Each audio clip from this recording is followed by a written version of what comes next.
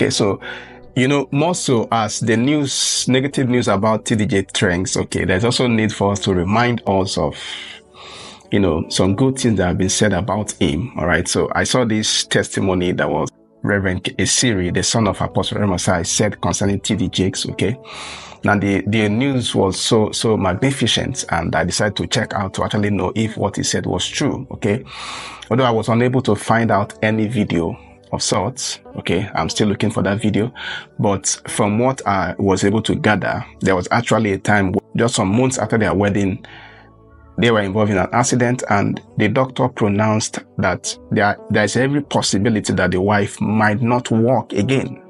So the fact that she was able to walk was actually what we might consider a miracle. I was watching a video by T.D. Jakes. If I call some of the preachers I used to listen to as a young man, some of you don't know them, but I was watching a video by T.D. Jakes. And in that meeting, it was his wife that they brought up to introduce him before he starts preaching. I never forget it. Never. And she climbed the pulpit. I had never heard that story. It's not in any of T.D. Jakes' books. The ones I've read. Let me say the ones I've read. It's not there. And she said, we got married, I can't remember how many years ago, because that one was so important to me. And a few weeks after their wedding, they were in an accident. And she became paralyzed from her head to her toe. Couple that just got married. And she said, I thought that he would leave me. There was no reason for him to stay with me. He said, but every day, he will walk into my room. He will carry me from the bed. Not a house help. Carry her from the bed. Put her in her wheelchair. Then he will hold her hand and raise her up and say, honey, take a step. She said she will struggle. He will say, it's okay, sit down. Not knowing that when he finishes, he will go back to his cave and go and meet God and say, the woman you told me to marry is for destiny. You are the one that told me she cannot be crippled. Then he will come out of the cave again, go through the same process, put her in the wheelchair and say, honey, take a step.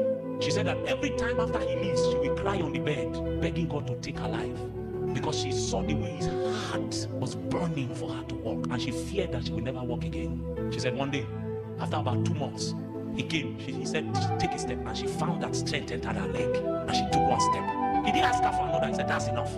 Put her back in the wheelchair.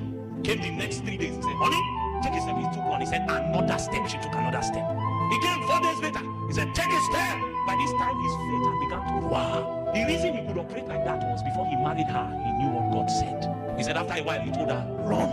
Then she raised her head on the pulpit. She said, that is the man I introduced you to you tonight. All he will tell you tonight is take a step. And whatever he tells you, my God will bring it to pass. Okay. Yeah, because from the report I saw, okay, TDJ had to be by her side and had to start helping her learn how to walk. But something very important to note is that the doctors were not very sure. They were not sure if she can. There were a possibility that she could not walk again. So if she considered that as a testimony, I think we can actually regard it as a miracle.